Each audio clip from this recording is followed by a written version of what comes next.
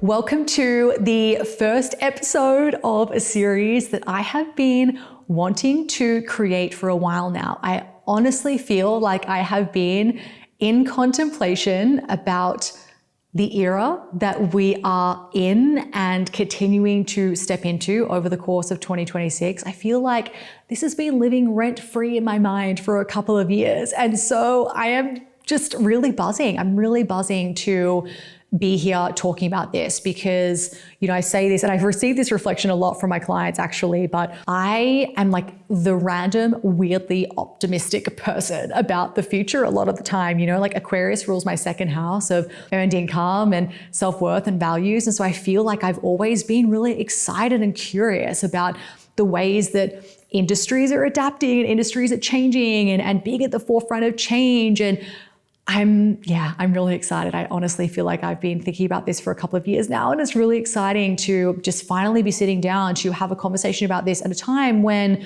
people are now really sensing this and are really, I think, ready to receive this. So over the next 8 episodes, we are going to be exploring what 2026 and beyond is asking of us as business owners, particularly through the lens, especially in this episode, through the lens of the major astrological transits that will be happening over the course of 2026 that kind of kicked off with Pluto moving into Aquarius for good back in, well, not for good, but for the next 2 decades at the end of 2024, but first started playing in Aquarius in 2023. And it's interesting, because I think that it is such a unique thing. And I think we're all kind of feeling this energy that all of the outer planets have moved from, or will be moving, have started to move from Earth and water. If we think about the energy of that, right? We think about the fixedness of Earth and we think about water. Like I always visualize, and this is the thing that I always say to my clients, it's like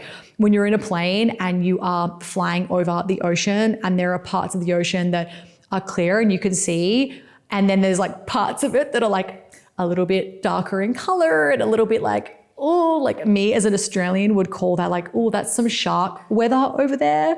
It's the murkiness, it's the uncertainty. It's like, the depths of things, the illusion, and I think that we've all had a big part of that and a big experience with, I guess, illusion and confusion and that kind of thing with Neptune being in Pisces. And we're going to be talking about that today as well. But all of the outer planets moving from that energy into air and fire. So on paper, like on the one hand, that's a lot of like, you think about air and fire, right? Like what does air do to fire? It's acceleration, it's fanning the flames of that. And I think on the one hand, it's really nice to have access to that energy, right? Like action and things moving a little bit faster than they have been maybe.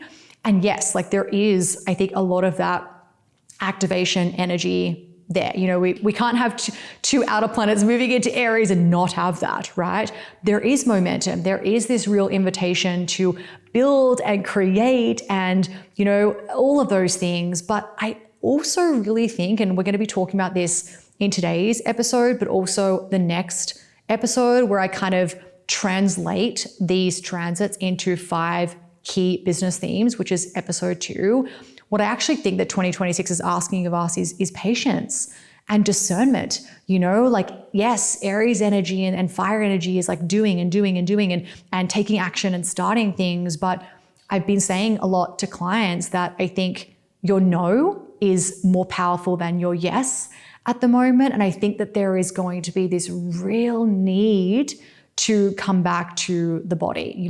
Uranus moving into Gemini, right? Like there is a lot of that mental energy and that pace, and we need to be able to expand our capacity to feel that and experience that without feeling like we need to act right away, So I think things like trusting your strategy and authority in human design is more important than it just ever, because when there is so much of this like activating energy in the collective, and especially when we haven't really had as much access to that, right? Like we're moving from that earth and water energy, like to all the outer planets being in air and fire, like everyone is going to start experiencing that energy. So there is going to be this temptation, there's going to be other people around us taking maybe more action than they have in the past. And so there will be that temptation and that urge to get swept up in it, to move before, we've really followed our strategy and authority, or to,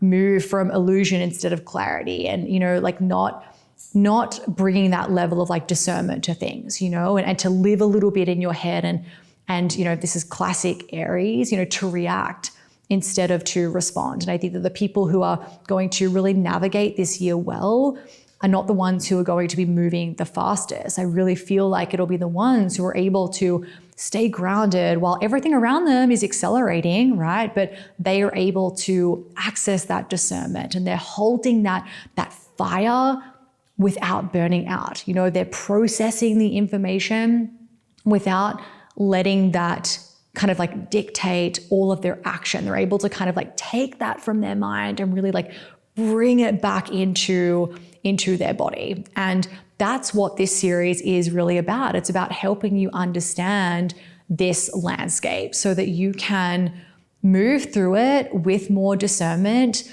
with more, alignment and self-trust in what you are doing, right? So I'm very excited about the next 8 episodes. So today we're going to be covering the major transits.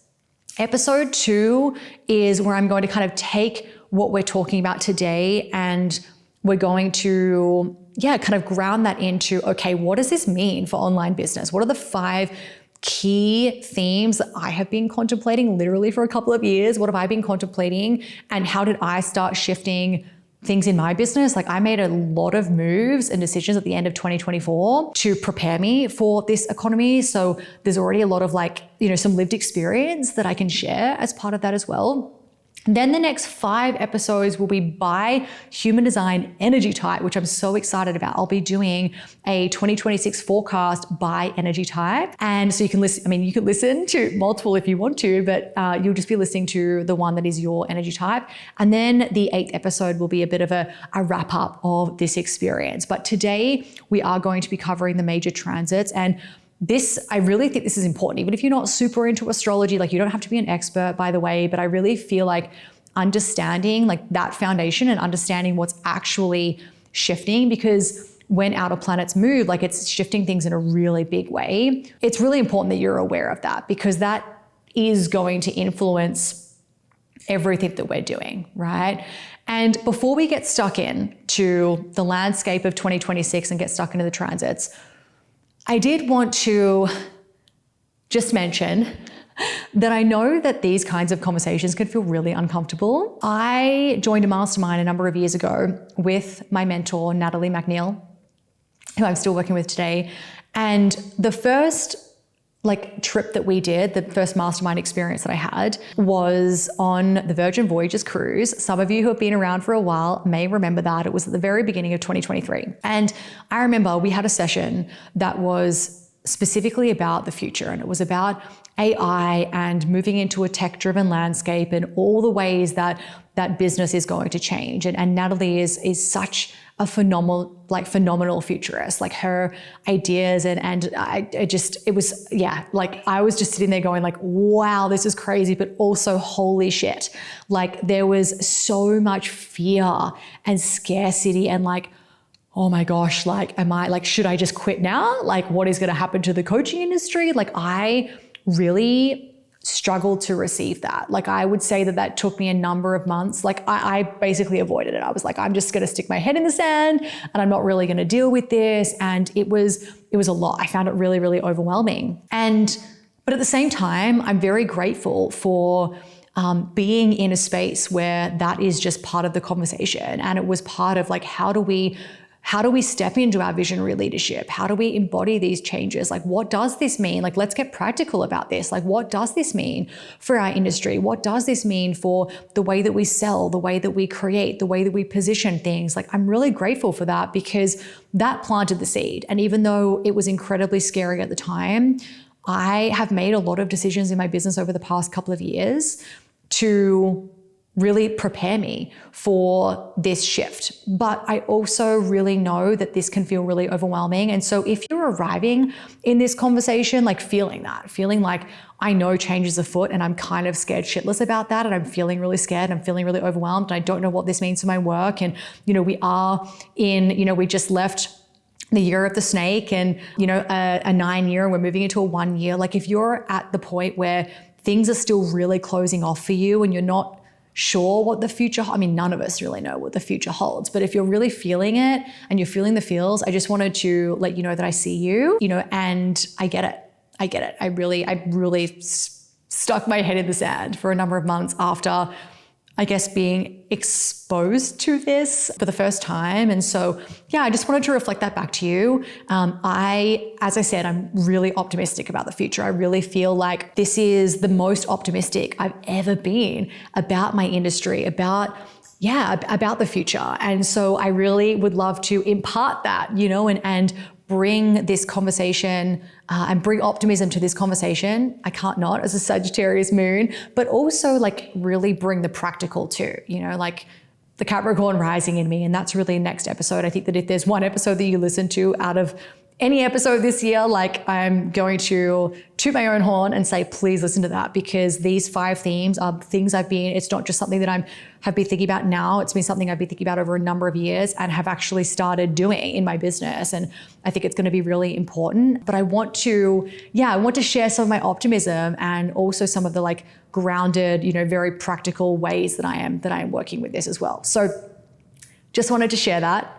Let's dive in. Let's talk about the landscape of 2026. So 2026 is a 1 year in numerology. I'm not super familiar with numerology, but I know that we've all seen a lot of the content around like leaving the year 9, like moving into a year 1, and the year of the horse, and leaving the year of the snake, and all of those kinds of things. We know already that this is about new beginnings, initiation, planting seeds. We're starting this new 9-year cycle. And that kind of means that whatever you begin, this year, it really has the potential to grow and flourish and for you to harvest over the course of the next decade. But I also think that it's important to name that new beginnings doesn't mean rushing either. It means being intentional about the seeds that you're planting and what you are starting, right? And then we have all the planetary shifts, right? We have every outer planet moving, or already started moving, from water and earth into air and fire. Like this is so significant because outer planets move really slowly. They shift and shape generations, whole eras, like collective consciousness. Not just months. These are not the personal planets that are impacting us.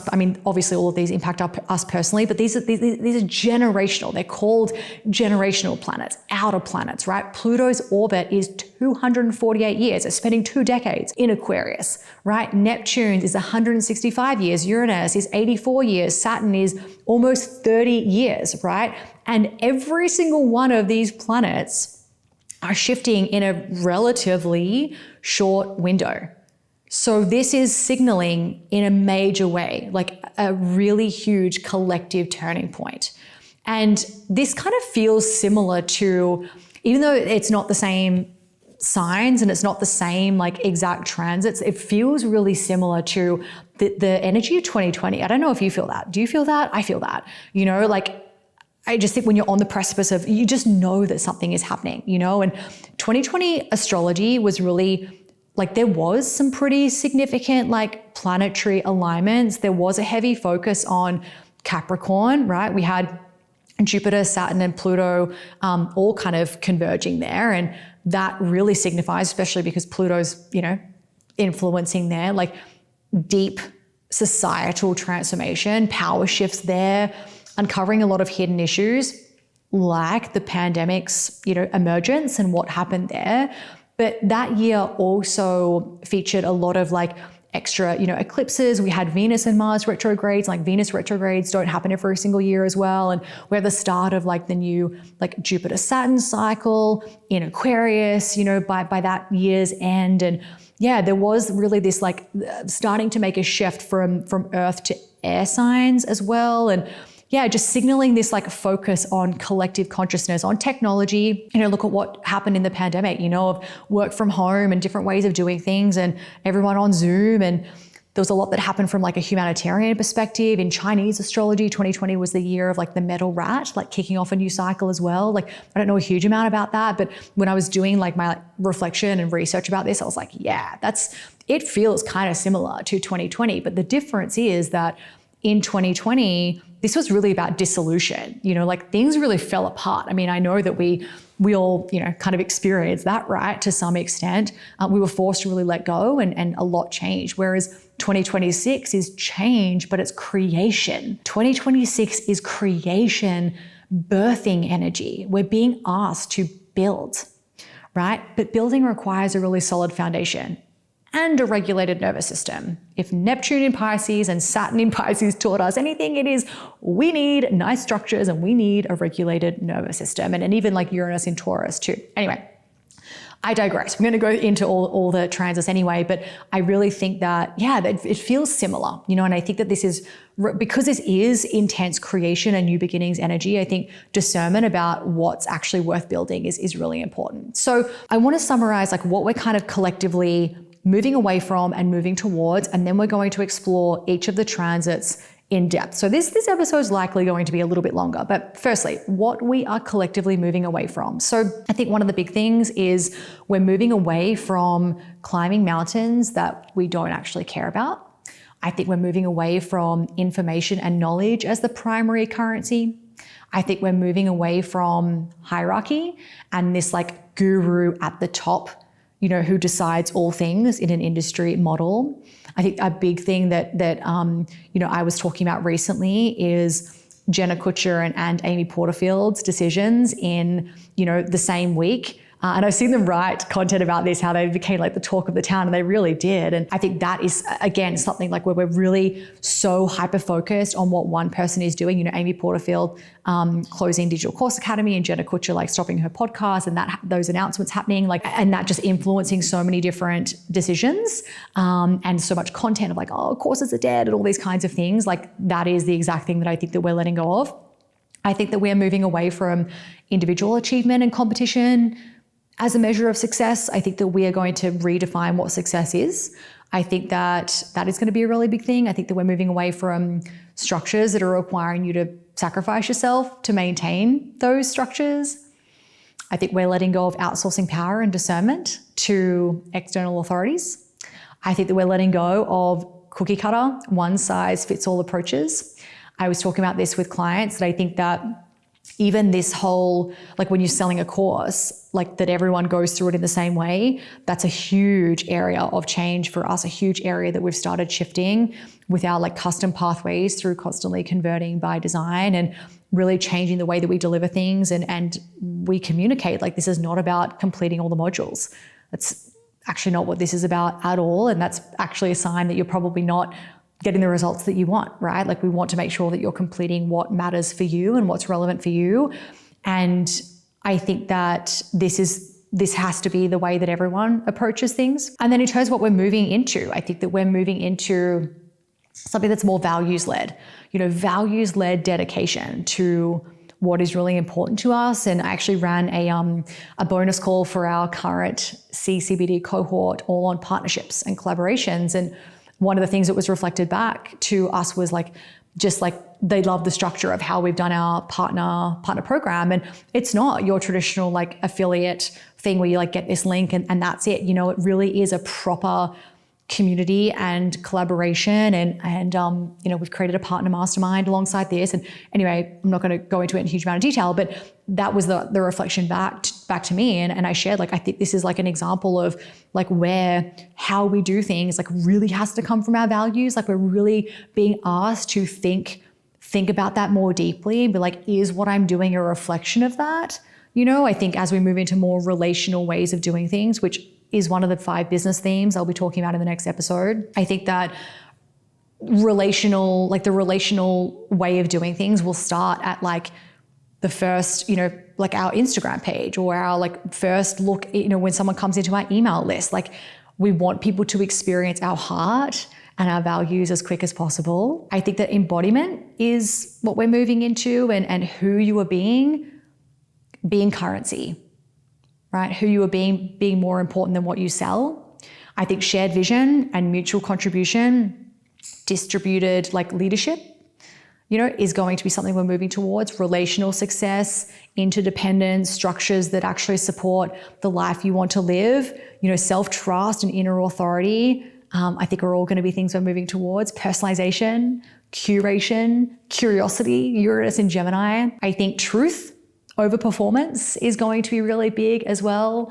And I think the growth edge for all of us, in this process is with this much fire and air, the pull will be towards speed, toward mental processing, toward action. And the invitation is to balance that, right? With groundedness, with patience, with returning to the body, strategy and authority becoming like so important when the collective energy is this activating. I think the edge for us is discernment about what we say yes to and what we say no to. And I think that all of this is going to be really important. So that's kind of some of the overall energies of 2026 and beyond.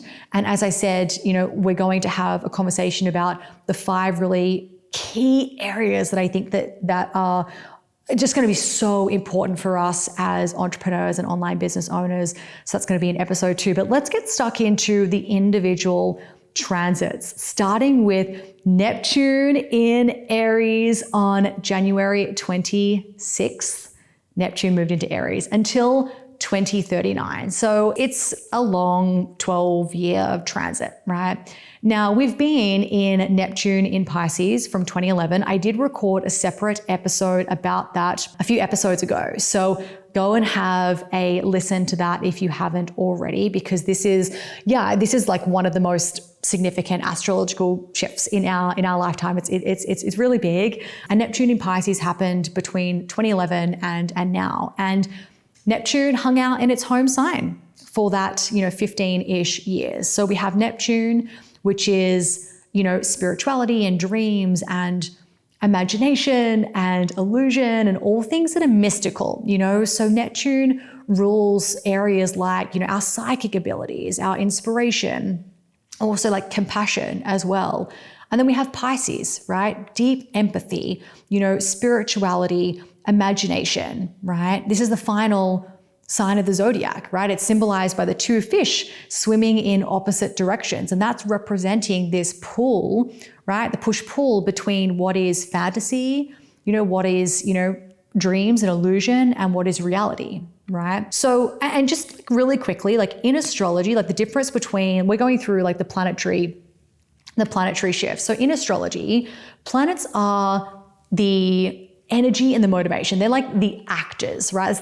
That's the top level, right? What are we dealing with, right? So with Mars, we're dealing with, action and aggression and conflict. With Neptune, we're dealing with all the things that I've just mentioned, right? Then we have the signs. The signs are the roles and the costumes, right? So if we have the planets being the actors, then the signs are the costumes that they're wearing, right? And then we have the houses underneath that, which are the stages, the life areas, right? So each planet has a core function, right? So as I said, Mars for action, for example. And then each sign is dictating. So wherever Mars is in your chart, that sign is going to dictate how that action manifests, right? So Mars in fiery Aries is direct, whereas Mars in, let's say, earthy Taurus is slow, but it's going to be persistent, right? So planets are really representing what are we dealing with here? And then the signs are how is that expressing itself, right? It's the what, and then what's the expression of that, right? And that forms this foundation where the planetary energies are filtered and experienced in a person's life, right? The signs are what's the expression of that? And the house is, and in what area of life am I going to be experiencing this the most, right? So just wanted to give that real quick crash course there. But this era, this Neptune in Pisces era really brought, I think, spiritual awakening into the mainstream. Think about how much more open we are to talking about things like therapy and even nervous system awareness, trauma. I think emotional intelligence started becoming a lot more valued and talked about. And then, of course, in online business, and I spoke about this a lot in the Neptune in Pisces episode, Neptune in Aries and Saturn as well episode I did, we saw the shift there. You know, for most of us, like me anyway, I started my business at the very start of 2017. I've only built a business in the Neptune in Pisces era. And chances are you're probably the same, right? So in online business, we saw the rise of selling transformation, and I think even marketing language becoming softer, right? Not as much bro, moving more into like positioning things in a more spiritual perspective, sharing our personal journeys as part of the brand, right? Because boundaries, right? Which really was the shadow side. Boundaries getting fuzzy, confusion, enmeshment, outsourcing our decision-making and our discernment to people that we perceived as authorities. Like, we saw all of that. We saw a tendency toward escapism and really checking out rather than dealing with what's in front of us and taking that action. And what we're moving into with Neptune in Aries is, remember, Aries is the first sign of the zodiac. So we're moving from Pisces, the very end, completion, to initiation, right? And Aries is that. It's initiation, action, identity. It's the first sign of the zodiac, right? So Neptune in Aries, when we bring these two things together, remember the planet is like, what are we dealing with? And the sign is, what's the expression? We're now being asked to do something with all of that spiritual development of the last 15 years, right? Like, how are we embodying and integrating this, right? Like, intuition wants to be acted on now. There's no more talking about it, right? There's an invitation here to start trusting your own instincts rather than constantly looking outside of yourself for permission, checking what's that person doing, checking with this, should I do this, right? Like, becoming your own authority. So the growth edge with Neptune in Aries, right, is that Aries does move fast, right? And Neptune can make things seem more clear or more like, I don't know, fancy, and just like, it just confuses things, right? It can make things seem a little bit more clear than they actually are. So the risk is not necessarily confusion anymore. It's like, it's impulsiveness and impulsiveness that's not really grounded in reality just yet. You know, like kind of acting from like illusion and fantasy rather than grounded truth, you know, like making decisions and acting from a place of like where you would be in a year's time rather than your current reality, for example, right? So the question that this transit is asking is, are you acting from what you actually know to be true or from what you wish were true, right? Which is where this discernment comes in, right? Checking in with your body, slowing down enough to know whether something is genuinely aligned or just like an illusion or just feeling a little bit exciting in the moment, right? So for your business, the era of putting people on pedestals, it's done. People can feel the difference between someone speaking from lived experience and someone who's just like, I'm doing this because I think that I should, or because everyone else is doing it. Like, that sense, that intuition is getting sharper. There's going to be a lot less tolerance for generic AI messaging that's just not thought out. If you can't be fucked, like changing your, like, I'm all for collaborating with AI. I teach AI. That is a big part of how we are going to be personalizing things going forward, even more than what we already do with my time and in our coaching calls. Like, I think that we can use it in an ethical and embodied way, but if you can't be fucked, like educating your LLM on, or like changing the AI speak in your content, I'm not following. I'm not interested. If you can't be asked doing that shit, like, I think that collectively, there's going to be a whole lot less tolerance for generic messaging, for content that could have been written by anyone, including AI. You know, we want to get into the lived experience, right? And actually, like, this is my favorite exercise to do with clients. Write a list of like all the things that your ideal client has done from the moment they woke up to the moment they went to bed. Tell me all about their day before working with you and then after working with you. And there is all of your content for the next 3 months, right? Like, getting into the lived experience. And if you don't know that, you need to start asking those questions. You need to do those ideal client interviews to really start understanding that, right? I think that we're moving into an era where like what you've actually lived and integrated, that's what's valuable than what you intellectually know. And we need to, and Jupiter and Leo is going, like, that's a transit we're going to talk about today that is also going to amplify this, okay? And then, okay, so next transit, a few weeks after that happens, We have just like, and at the time of this being released, I think it'll be in like a couple, maybe less than a week, depending on when this gets released. I don't know the actual date, but anyway, Saturn is going to be moving into Aries as well, depending on where you are, February 13th, February 14th. And it's going to be there for a couple of years, right? It's going to be there until 2028.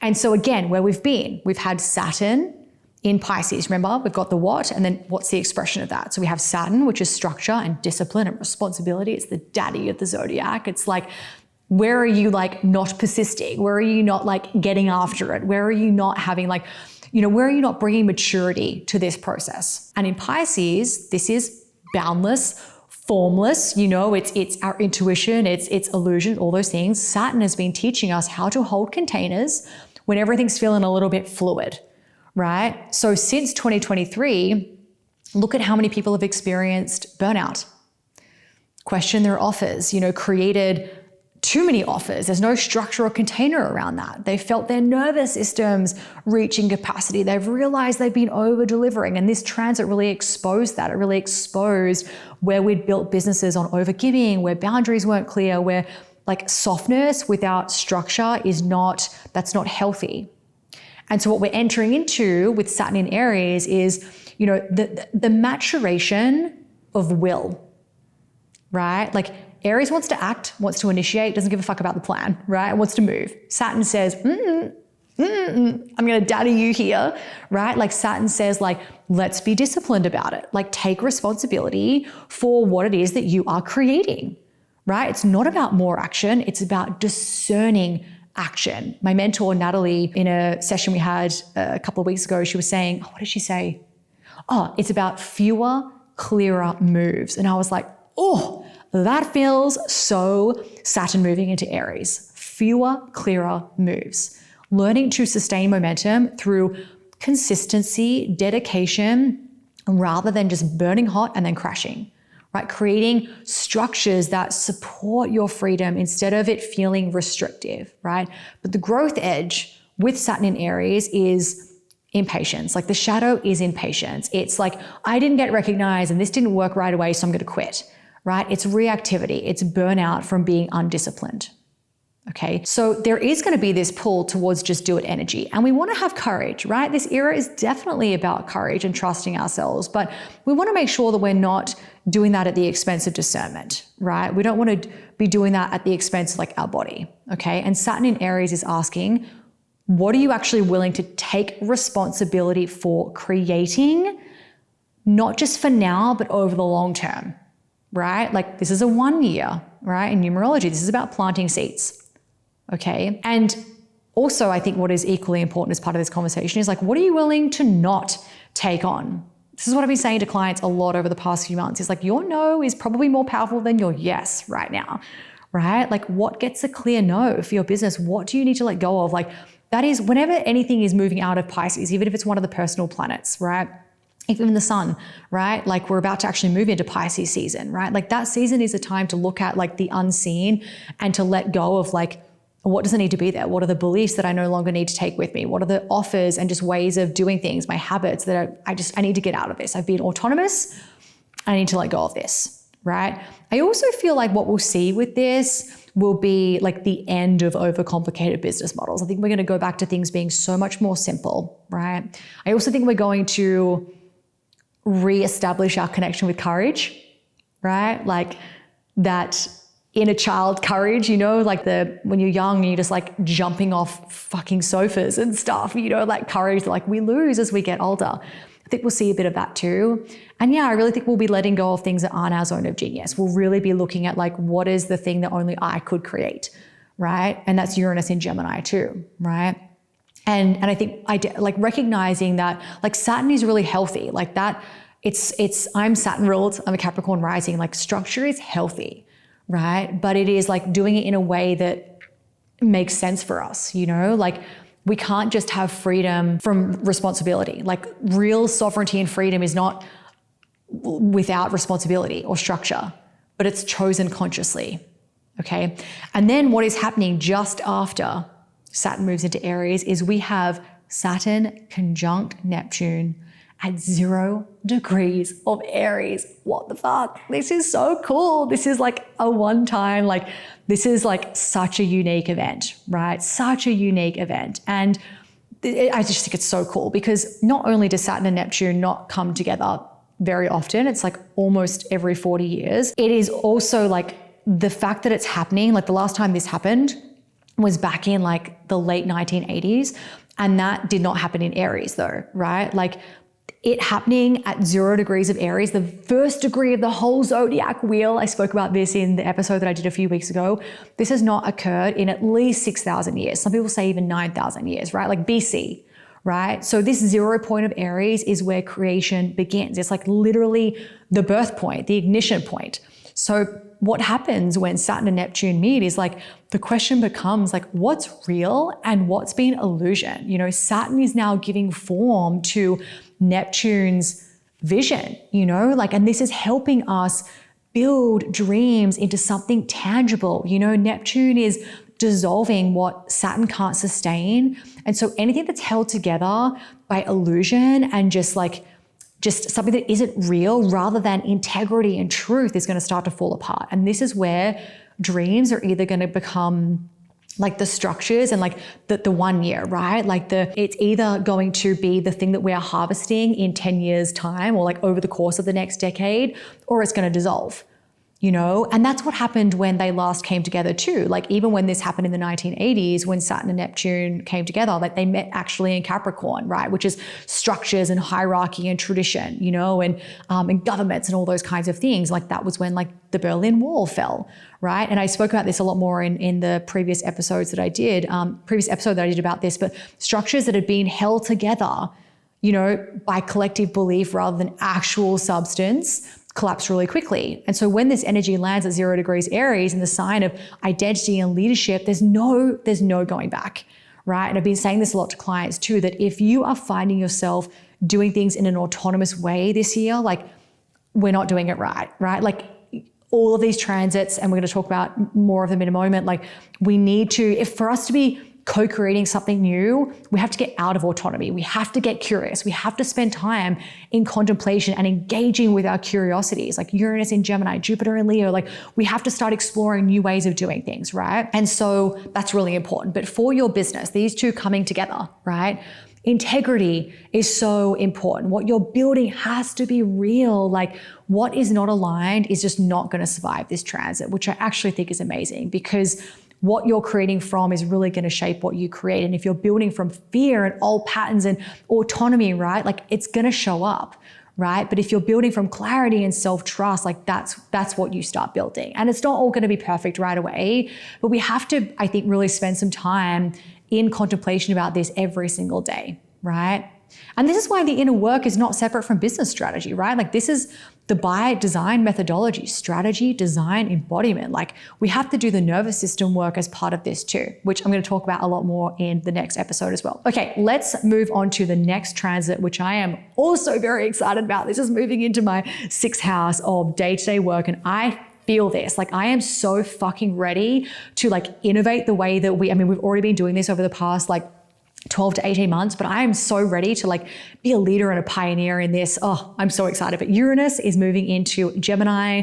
Cannot wait to hear where this is happening in your chart. Come and send me an email or a DM where all of these transits are happening. But this is happening depending on where you are in the world around April 25th, April 26th. And yeah, it's going to hang out there until 2033. So it's a fairly long transit. So where we've been, Uranus in Taurus. So this has been over the course of 2018 until now. And during this time, what did we experience? The pandemic, right? Uranus is disruption, awakening, sudden change, shock. It doesn't give a fuck that you've like planned things out. Uranus is like, I'm going to come in here and I'm going to fuck shit up, right? Like in Taurus, which is like food and stability and comfort, right? It destabilized everything that we thought was solid, right? Our work, right? Look at what happened in the pandemic with work, something that maybe we were in a 9 to 5 or we were doing something that felt solid, that felt secure. Maybe that no longer felt secure. Our relationship with money, right? Security, our bodies, the material world.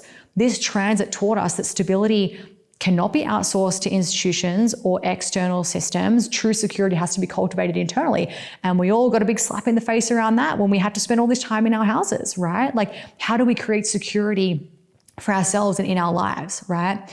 Now, what we're entering, Uranus in Gemini. Gemini, communication, information, right? Learning, perception, how we think, how we communicate. So this is a revolution of the mind.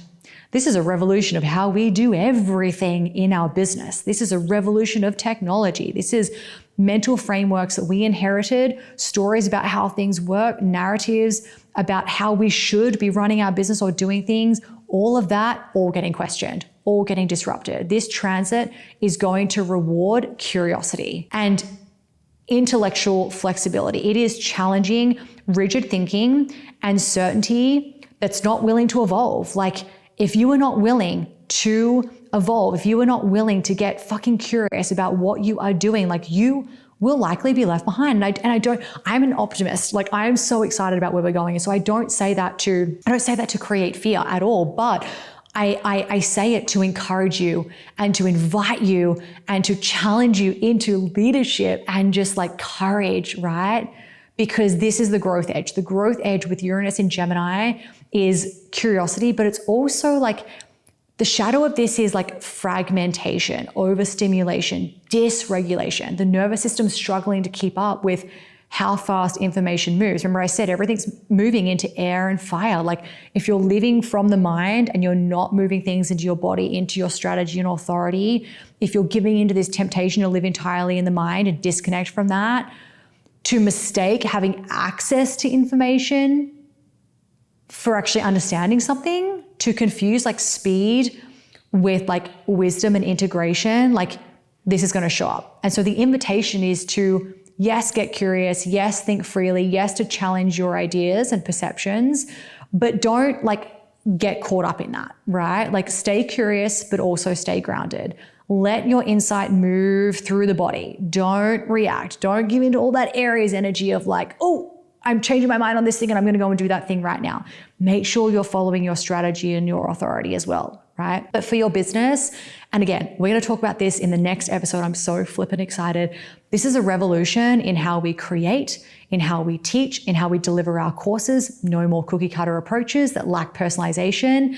It's all being disrupted, you know, and I've been talking about this a lot, and yeah, we really changed the way that we have been doing things over the past, like, probably more than 12 months, but particularly more recently. This is the first time ever in our messaging where we've spoken about things like not completing our whole like CCBD course.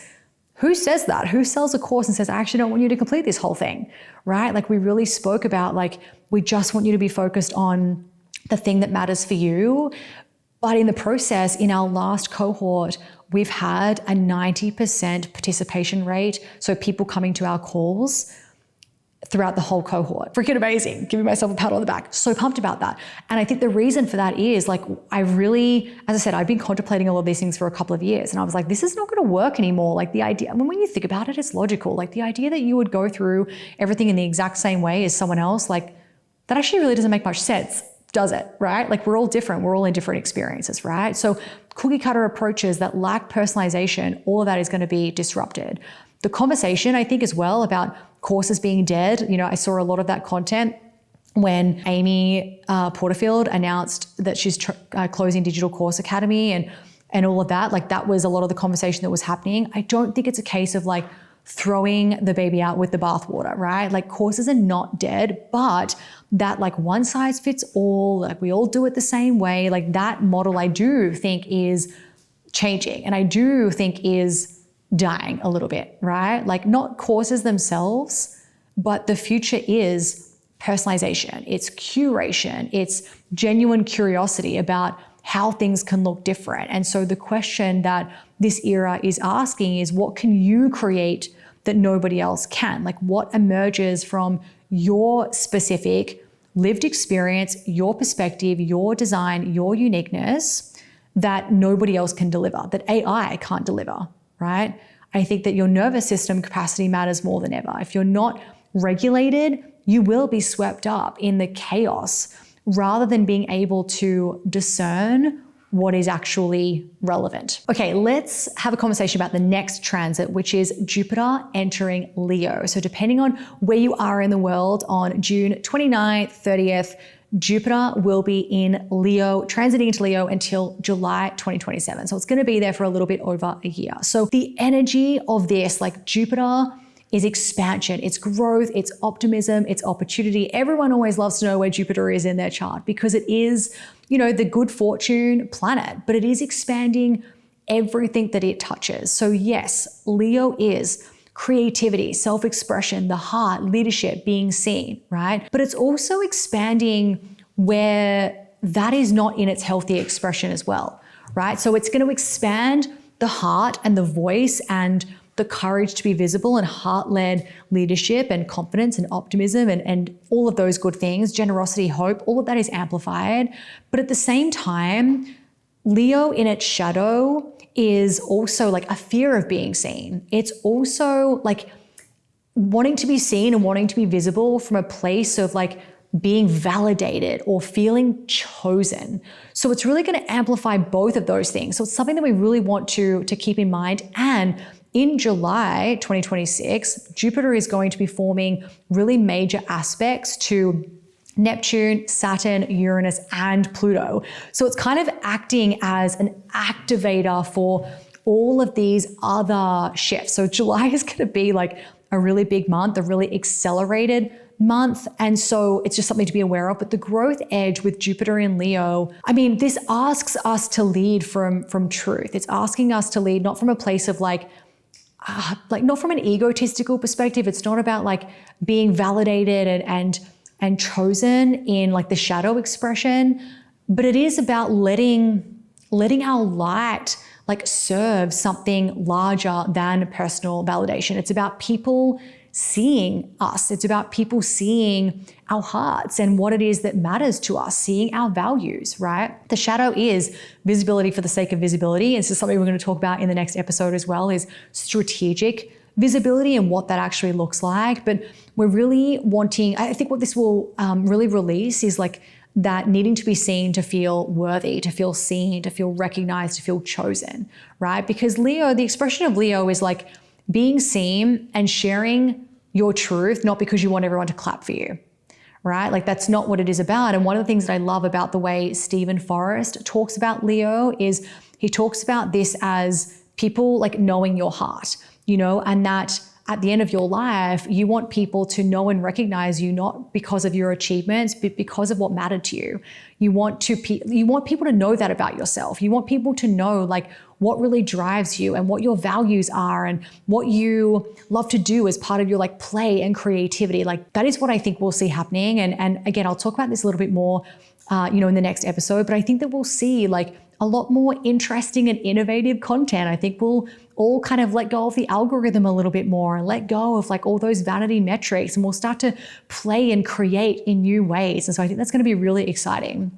I think that the invitation here as well is visibility. You cannot have Jupiter in Leo without having a conversation about visibility, about having courage there, having a conversation around expansion that is rooted in the heart rather than, as I shared, that hunger and desire for approval to be chosen, right? So for your business, there is an invitation, I think, to contemplate what it means to be visible in a way that feels aligned. I also think it's an invitation to redefine what success might mean to you. I feel like that's something that we're going to see as part of this transit. I haven't seen as many people talking about that in the context of this transit, but I really feel like at the end of the day, Leo traditionally rules the fifth house, and that is play and creativity and the inner child, and romance and pleasure. And so success is related to all of those different things, and I think one of the other things that I love about the way that Stephen Forrest talks about the sign of Leo is that if you reincarnated with a lot of Leo in your chart, or maybe a lot of like fifth house planets, you either in a past life or maybe earlier in your life experienced pain and trauma.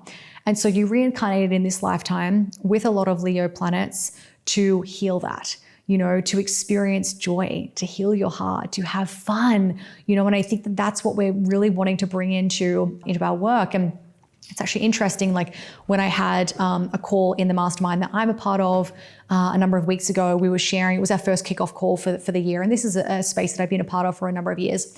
And we were invited to share a little bit about how we were arriving into the space and our intentions for this year and our reflections of 2025. And I shared, and it kind of even took me by surprise a little bit. I was sharing like 2025 was by far, in like the almost 10 years that I've been in business, by far the best year that I've had, but not financially. And we ended up having a big conversation around that. And it was something I hadn't actually planned on saying, but I shared like it was my best year. It wasn't like, we're still building a lot of the foundations for the financial side of that and harvesting a lot of the seeds that I've been planting over the last 18 months. But it felt so cool to be able to say that, to be like, it was my best year. I had so much fun. I took time off over summer, and like we've had like all these amazing like results, and we've had 200% increases in our launches and amazing clients and amazing participation rates and all those kinds of things. But I feel like I redefined what success meant to me. I think that we'll see that as well with Jupiter transiting into Leo, like less about like, and not just like revenue metrics as the only measure, and moving to like more joy and creativity and genuine hope, but I think we'll see that like ripple down too, in terms of like our relationship with social media and, all those kinds of things. Like, how many people do we have on our email list versus like, what are the relationships that we have with people that are in our email list, right? Like, is a 10,000 email list more valuable than a 1,000 email list if like the conversion rate, is really low and you don't have any relationships, even though you have a lot of people in your email list? Like, I think that we'll see a little bit more focus on that and more permission to let your work and your content reflect who you actually are. And I'm really excited about that. And I think that visibility is going to become a really significant theme. Actually, a bit of a prelude to the next episode this is one of the 5 themes, is strategic visibility, and being really intentional about what that looks like, really getting clear on like, where are the platforms where I feel expansion, where I feel myself, where I feel that people are able to experience me a little bit more, and actually I was having this conversation. It was actually as part of our partnerships and collaborations coaching call that I did in CCBD for this cohort. I did that this morning. And I was taking everyone behind the scenes of our partnership strategy and what all of that has looked like. And one of the things that was reflected back to me and that I was sharing as well is that it really is a reflection of where I feel the most seen, not from like the way that we've structured it is with that in mind, but not from the perspective of like, recognition or feeling like I need to be chosen or validated in that way, but because I know that when I'm in those situations and in that, like engaging in my work in the way that we have, I guess, organized and structured the partnership program, that is when I am most felt, right? Like in my, like just my authentic expression, how I love to show up, like that is how I'm most felt. And so our whole visibility strategy and our partnership program is built around that. And I think that that is what I mean when I say strategic visibility, but we will be talking about this more in the next episode and making sure that you've got a really clear ecosystem around that, understanding how people are going to find you, trust you, and buy from you so that your visibility has somewhere to go. So I think we'll see a little bit more of that with the Jupiter in Leo transit, which is really exciting. Now, the next thing that I wanted to talk about that is happening, the next sort of, not so much a transit, but the nodes shifting, right? So we have the North Node moving into Aquarius and the South Node moving out of Virgo and into Leo. And so that's happening wherever you are in the world. It'll be July 26th or July 27th. And so we're moving on to a different nodal axes, right? So we're moving to Aquarius and Leo, and that's going to be happening until March 2028. So the energy of this, the lunar nodes really represent our collective, like evolutionary direction. Like what are the themes that we're kind of moving towards together, right, over the next couple of years? And the North Node is really showing us like what we're moving toward in our own chart as well, right? So the North Node in our chart is, this is what we're stepping into, this is what we're moving toward, this is our growth edge, right? This is what we're learning to get more comfortable with. The South Node is what we're already familiar with. It's like probably what we're letting go of, what we're releasing, right? And so when the nodes are shifting for everyone, it's the same sort of conversation, right? So if we think about the North Node in Aquarius moving from Pisces, Aquarius is, collective liberation, it's shared vision, it's community, it's contribution, right? Over hierarchy. And that's a big thing I'm going to be talking about in the next episode as well, is moving into a relational economy, like moving from hierarchy to something that's more like a hierarchical, I think is the way to actually say that word, structure, right? I think we'll also be innovating a lot. I think that we will be looking at ways that we can build community in a way that feels like this healthy interdependence on one another. That is what we'll be seeing. And at the same time, with the South Node in Leo, kind of similar to what we just spoke about as well with Jupiter moving into Leo, we are releasing like ego-driven identity, right? I think we're releasing leadership and visibility that is rooted in needing praise or recognition or to feel chosen, right? So are we on platforms and posting because we want someone to like our post today, right? Or do we have something like really that we just cannot not share, right? That's what we're letting go of. We're letting go of this attachment to being the star, I think. But also at the same time, like we have to be letting go or working on, from a nervous system capacity perspective, our fear of being seen too. Like we often talk about the shadow of Leo being like, being seen and like just being the center of attention in like an egotistical way. And in my experience as someone who has 3 planets in Leo and works with a lot of clients who have a lot of planets in Leo, it's typically never that. Typically it's more around like how we share vulnerably and like letting ourselves be seen in a way that feels like supportive and aligned. There's a lot of fear there. There's a lot of fear. As I said, like one of the things that Stephen Forrest talks about as part of like when you reincarnate with a lot of Leo in your chart is like you've experienced trauma. It may be yours. It may be from your lived experience. It could be more of a like past life kind of experience, but you reincarnated with that Leo energy to heal your heart, and to find joy and to find fun. And so if you think about that, right, like there is a fear of being seen because again, in the past lives, those kinds of experiences, there was a cost to that. There was a cost to being seen, right? There was a cost to being visible, right? The witches burned at the stake kind of thing, right? And so in my experience, it's one of 2 things. And remember I said that Jupiter expands. So with Jupiter moving into Leo, it's expanding one or the other. It's expanding, for people who are leading from a place of being seen and chosen, and it's coming from more of an egotistical perspective, it'll expand that. But likewise, it's also going to expand any fear around that too. And so we have to be, I think, making sure that we're like in the spaces and on the platforms that feel aligned for us. But alongside that as well, I think working on and having conversations with the part of us who experiences fear around being seen, and like, how can we work with her more? How can we open up dialogue? How can we help her to feel safe to do that, right? So back to the nodes, what this is really activating at the same time as this as well, with the North Node moving into Aquarius, what else is in Aquarius? Pluto, right? And so this has been like in effect and really playing in this area. I mean, since 2023, but it moved in there for good for the next couple of decades until at the end of 2024, right? And so I think I did an episode about, I did a whole series about Pluto in Aquarius at the end of 2024. So you can go and listen to that as well. But yeah, this is really around like, what are the new structures that we are creating, right? What are the new structures that we are creating, and how am I being a leader and contributing to this era where we're giving power back to the people? Right? Like we're seeing a shift away from those hero narratives, those like the savior and guru dynamics, and all of those old power structures based on hierarchy are being dismantled, right? We've seen the emergence of decentralized leadership, community-based models. What's really interesting is when Pluto first entered Aquarius back in 2023. So what happens with the outer planets is they enter into a new sign, they spend a little bit of time there, and they typically retrograde back.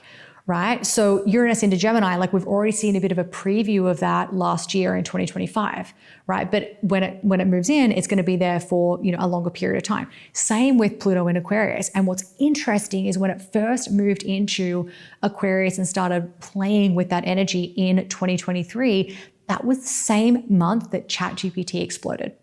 So interesting, because Aquarius rules the internet. It is technology, it's decentralization, it's information, it's learning, all of those things as well, right? So interesting, right? I also think that we will see like creativity being directed toward collective benefit, right? And again, we're going to talk a lot about this in the next episode. So I think the growth edge here, I think that, you know, as I've been sharing, like the South Node in Leo is not about, it's not that we're like releasing, you know, creativity and courage and heart-centered expression and all of those kinds of things. I think we're releasing the shadow related to those things. Like we're releasing the shadow that might tell us, or we're opening up dialogue with the part of us that might think that play and creativity is not income producing, right? That could be something that comes through as part of this nodal shift, right? And I think that we've already been doing a bit of that work with the South Node having been in Virgo, right? Is like we're releasing that need for everything to be perfect, right?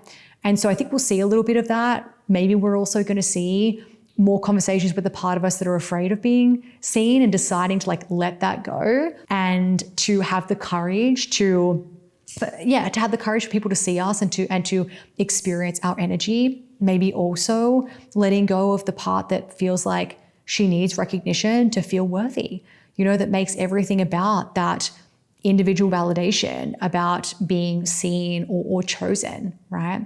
And so the invitation is visibility that's really rooted in service, right? With that relationship with Aquarius, with this activating Pluto in Aquarius as well, this is about service. It's about contribution, right? And this is like, I'm optimistic about the future because this is the time for your individuality and your uniqueness and your ability to individuate and do things differently. Like if there's ever a time to think outside the box with Pluto in Aquarius, the North Node in Aquarius, Uranus in Gemini, Jupiter in Leo, like this is the fucking time. Like this is the time to be like, what if I literally was doing everything entirely differently? Like I think that asking yourself, what if, constantly, what if this, what if that, like that is what we need to be stepping into, right? And that is what the invitation is for your business, right? Like what does it look like for you to build your business built on, you know, contribution and relational models, you know, toward community and shared vision, you know, like our decision to bring in our community space that is complementary, you know, for 6 months post constantly converting by design, very Pluto in Aquarius decision. This is about peer connection. It is about, you know, people supporting each other, not feeling like this is about me coaching them or me, you know, like, oh, I'll check this with Jazz and I won't move forward until that happens. Like, no, this is about like that, like everyone holding that space together and being witnessed and seen in that space, right? From hierarchy to heterarchy, distributed leadership and mutual support. Right? And that's the question with this is, are you building something that is serving the collective or something that serves your need to be seen as the leader? I think that's an interesting thing too. You know, like as part of this transition for me, it wasn't so much about me being seen as a leader, but just letting go of control has been big for me, of bringing in faculty and trusting that process, trusting that it's safe to move from something that is me leading the charge and that hierarchy, even though it wasn't coming from that egotistical perspective. Like I really believe in high quality transformation and high quality experiences. And so the idea that this is like a shared responsibility that we're moving towards, like that feels really big for me. And that's something that I've had to really do a lot of nervous system work on to feel safe, to start to let go of a little bit and bring into my business. So that is the landscape of 2026. We've got a couple of other things happening as well. We've got Chiron shifting and a few things. And I will be talking about this over the course of this year here on the podcast. But I really wanted to just, go through those main key transits in depth because it really has informed a lot of the decisions that I've made over the past 12 to 18 months.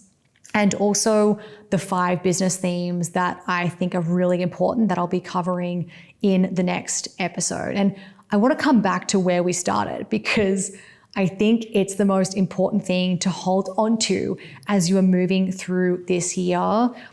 You might be experiencing fear. You might be really in the depth of just shedding. You know, I kind of feel like my experience with the year of the snake almost happened like a year earlier. My experience of doing a lot of, I've still done a lot of that. And with Neptune and Saturn wrapping up in Pisces, I've been contemplating this a lot. And there's definitely some more things that have come through. But I would say that my sort of like rock bottom experience of like, oh, I don't want to take this with me going forward kind of happened at the end of 2024. But you might be really in this at the moment. You might be really experiencing those final, moments of Neptune and Saturn having been in Pisces. And, you might have, you might just still be experiencing this, and if you're feeling that, that's okay. I think that there's going to be a lot of activating energy over the course of 2026, a lot of fire energy, a lot of air, a lot of momentum, a lot of, I think access to energy that maybe we didn't have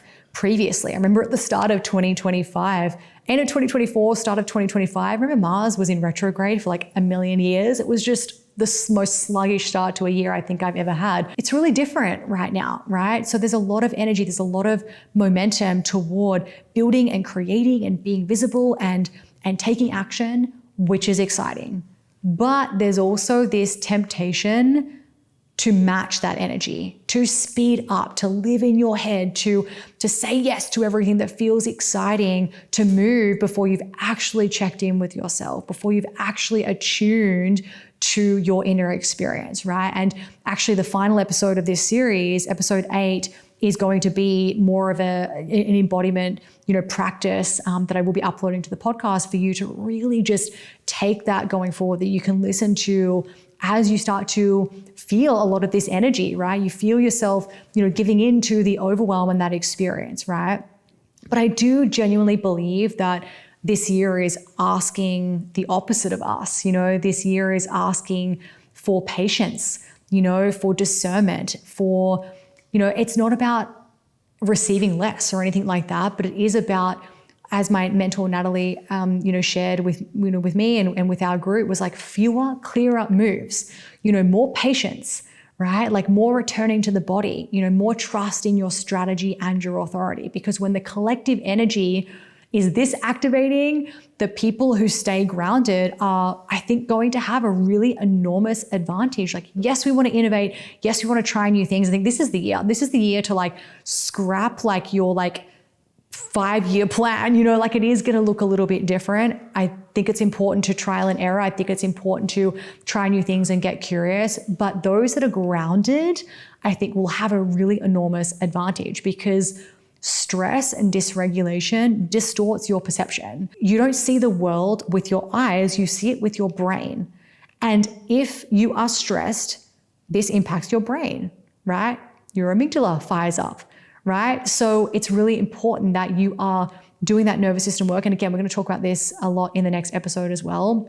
But as you absorb everything that we talked about today, I know that this was a mammoth episode and there's a lot of, maybe dates that you're putting in your diary and a lot of different information. Like, I really want you to hold that lens, like where have you already started to experience that? Where are you already feeling that temptation to rush? Whenever there's change, there's this temptation to get in front of it, be one of the first to arrive, right? But where might you need a little bit more patience than you think?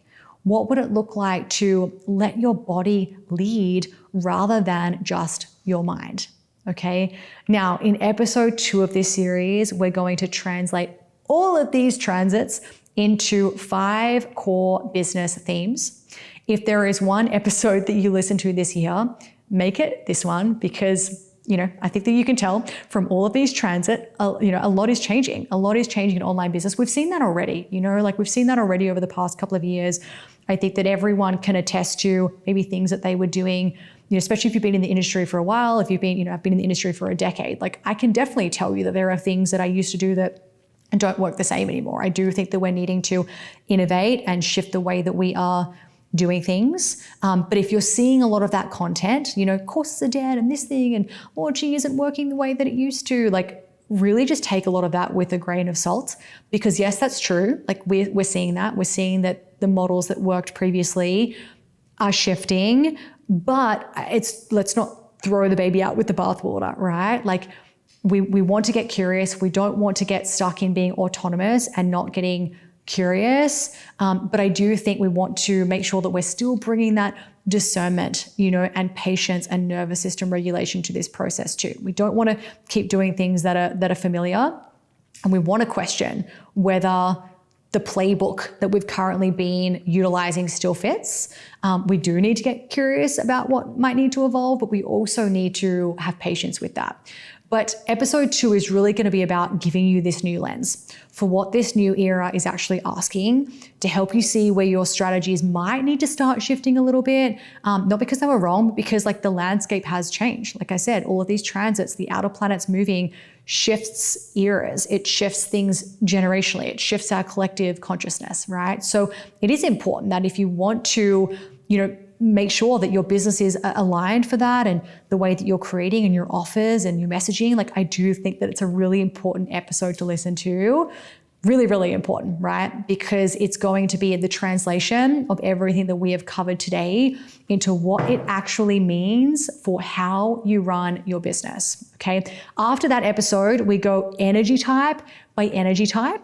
So, generators, manifesting generators, projectors, manifestors, reflectors, you all have your own episode with my forecast for those 5 key themes for you, right? So each episode is going to show you how your specific design can navigate some of these themes, what to lean into, what to watch for, where your opportunities are. And these are all conversations that I've been having with all of my clients of all different design types, I would say for more than a year now. So I can give you a lot of real data in relation to that too, and different things that we've shifted in how we sell, how we launch, how we deliver programs, all of that, because I've been working on that with clients for more than a year. I would say more than a year now, so I can share that with you. But yeah, I think, and then of course, episode 8, by the way, episode 8 is going to bring everything together. But I think this is really exciting. 2026 is a year of creation, but creation that lasts. This is we plant the seeds now that we're harvesting for the next decade, which I think is really exciting. I think that's the difference between the 2020 energy versus the energy now. This is creation that really does last, that comes from discernment, that comes from patience, from trust in your own design. And this is actually a really exciting time to be alive, and a really exciting time to be an entrepreneur and in the online space. I'm really excited for this series, and I will see you in episode 2.